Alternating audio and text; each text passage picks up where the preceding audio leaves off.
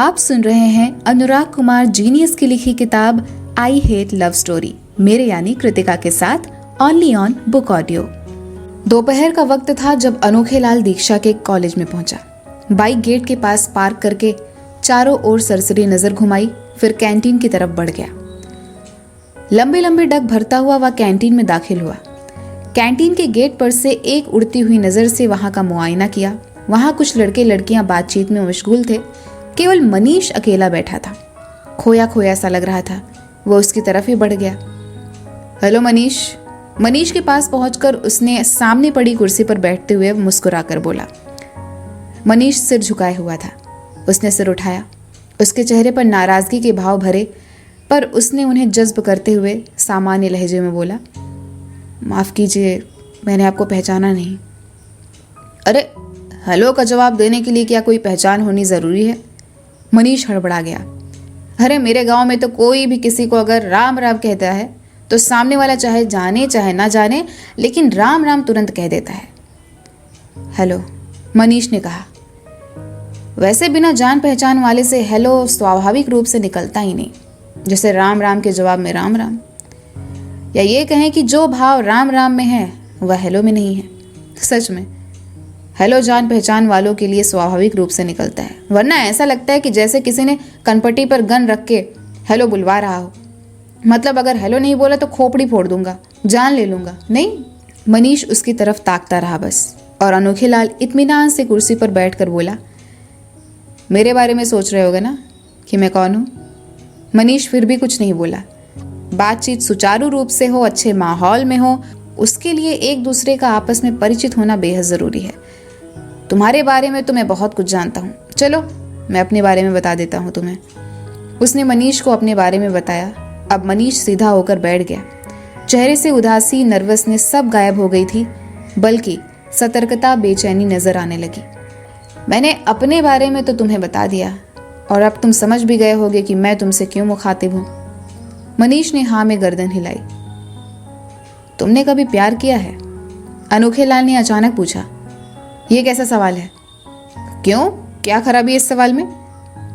मेरा मतलब था कि आप मुझसे ये सब क्यों पूछ रहे हैं? क्या एक पुलिस वाले को सिर्फ हत्या, मर्डर, डकैती, चोरी, रेप यही सब पूछने का अधिकार है? प्यार के बारे में सवाल करने का कोई अधिकार नहीं? मनीष को जवाब नहीं सूझा। वह सोच नहीं पाया कि क्या जवाब दे। वैसे मैंने तुमसे जो भी पूछा उसके पीछे की वजह भी है। अनोखे लाल ने धीरे से पहलू बदला और कहा। वजह? कैसी वजह? मनीष और सतर्क दिखने लगा। मेरे पास एक्चुअली एक स्टोरी है, लव स्टोरी, और उसमें कुछ कंफ्यूजन भी है जिसे मैं तुम्हारी मदद से सॉल्व करना चाहता हूं। आप मुझे जानते कैसे हैं? एकाएक मनीष ने बीच में पूछा। अनोखे लाल कहने जा रहा था, फिर रुका, उसकी ओर देखा। जरूरत हुई तो आगे बताऊंगा। खैर, स्टोरी ये है कि एक लड़का एक लड़की से प्यार करता है, पर वह लड़की किसी दूसरे लड़के से प्यार करती है। ऐसे में पहले वाला लड़का लड़की के प्रेमी को डराता, धमकाता और चेतावनी जारी करता है कि वह लड़की से दूर रहे, पर लड़की व उसके प्रेमी पर कोई असर नहीं होता। इधर वह लड़की जो रईस थी, नाजो नखरों में पली थी, जिसका स्वभाव बेहद गुस्सैल व जिद्दी किस्म का था। कह सकते हैं कि बड़ी ही ढीठ और बदतमीज लड़की थी। उसका बाप उसे तमीज़दार बनाने की हर मुमकिन कोशिश कर चुका था। हालांकि अगर बचपन में अच्छी तालीम दी होती, लाड़ प्यार कायदे का किया होता, तो ऐसी नौबत ना आती। खैर, बाप की हर कोशिश बेकार हुई। लड़की सुधरने का नाम नहीं ले रही थी। एक दिन लड़की ने अपने बाप से अपने प्रेमी को मिलवाया। बाप की बूढ़ी काबिल नजरों को उसके प्रेमी में कोई खोट नजर नहीं आया, पर वह लड़की के व्यवहार से बेहद दुखी था। इस बारे में वह लड़की के प्रेमी से बात करता है, उससे सलाह मांगता है। प्रेमी सोचकर एक सुझाव भी देता है। लड़की के बाप को पसंद भी आता है वो सुझाव, क्योंकि वह हर तरीके से निराश हो चुका था। चारों तरफ सिर्फ अंधेरा ही अंधेरा नजर आ रहा था। ऐसे में वह सुझाव उसे अंधेरे में जुगनू की तरह चमकता हुआ साफ नजर आ रहा था।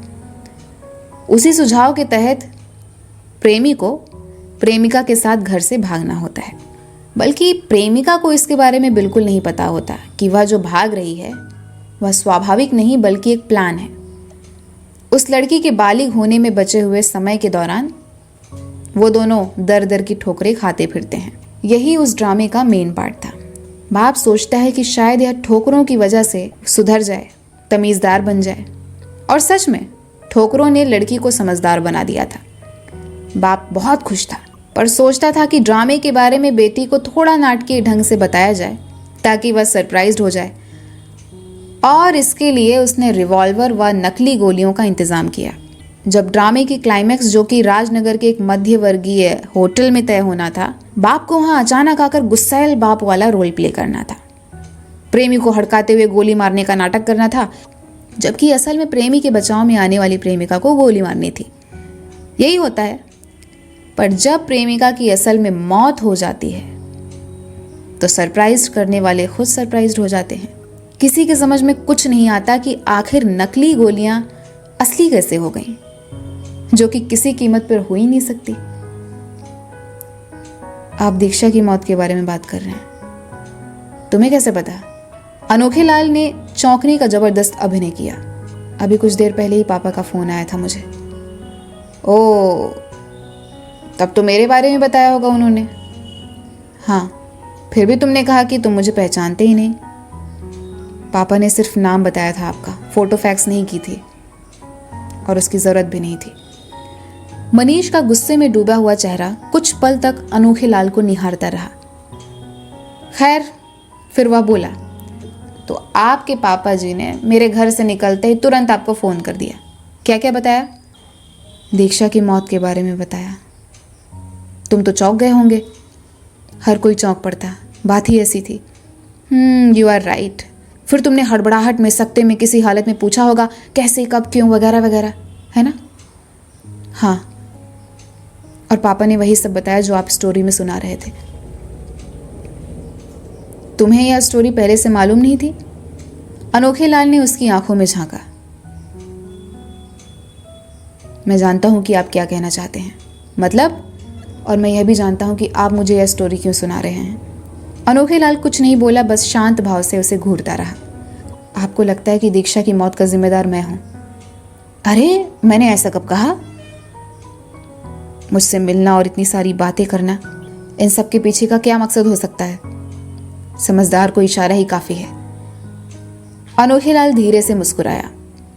हो तो तुम सच में समझदार। कुछ पल खामोशी में बीते। तो अब बताओ कि तुम अपने बारे में क्या सोचते हो? फिर अनोखे लाल ने पूछा। आप सिर्फ मुझ पर इसलिए शक कर रहे हैं क्योंकि मैं दीक्षा से प्यार करता था, जो कि किस्मत से एक तरफा था, और उसी को लेकर जो अक्षय से मेरा झगड़ा हुआ था, बस। तुम्हारे दिल में यह भावना नहीं थी कि मेरी नहीं तो किसी की नहीं? होती तो मैं अक्षय से माफी मांगने उसके घर पर नहीं जाता। तुमने मेरी नहीं तो किसी की नहीं वाली बात अक्षय से तो की थी। हाँ, पर जैसा कि मुझे रियलाइज हुआ कि प्यार जबरदस्ती नहीं होता, वह नेचुरली होता है। जिससे होना होता है उसी से होता है। और अपनी गलती मानते हुए मैं अक्षय के पास जाकर उससे माफी भी मांगा था। हो सकता है कि यह सब नाटक हो। मनीष ने जलती हुई निगाहों से अनोखे लाल की तरफ देखा। पर दीक्षा की जिस प्रकार मौत हुई, उसके लिए मेरा वो प्लान जानना बहुत जरूरी था, जो कि मुझे पता भी नहीं था। पापा से पता चला। मनीष रुका, फिर पुनः नाराजगी से व्यंग से बोला, कहने को तो आप कह सकते हैं कि मैं इस बार भी झूठ बोल रहा हूं। क्या बड़ी बात है। बहरहाल प्लान तुम्हारे पापा को तो पता ही था। मनीष बस जलते हुए नेत्रों से अनोखे लाल को भस्म कर देता। पहली बात तो पापा ने मुझे कुछ भी प्लान के बारे में नहीं बताया। दूसरी बात ये, मैं पहले ही बता चुका हूं कि दीक्षा की राह से मैंने खुद को अलग कर लिया है। अनोखे लाल उठ बैठा। अभी तो मैं चलता हूं, जरूरत हुई तो फिर से मिलूंगा।